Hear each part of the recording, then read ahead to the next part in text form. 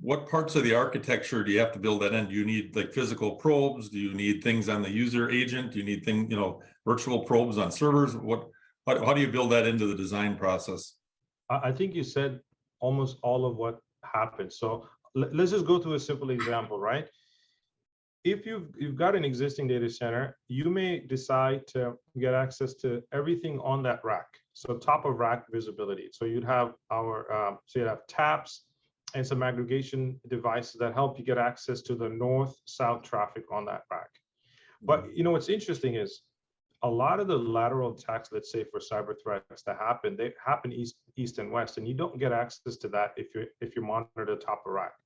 So the next step would normally be is to actually plan for having virtual taps that are essentially either running in your VMware environment, your Linux environment.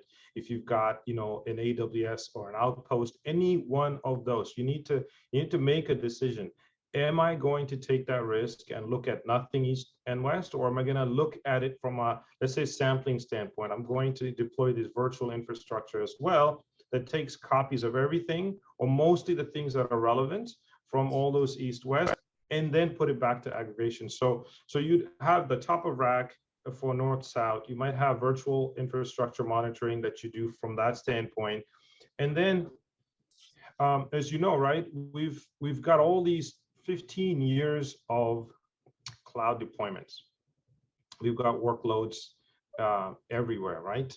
Azure, AWS, GCP, even IBM and others, right? Oracle.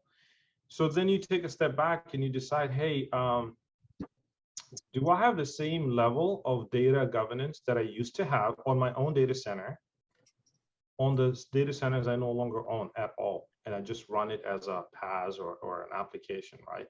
And generally the answer is no.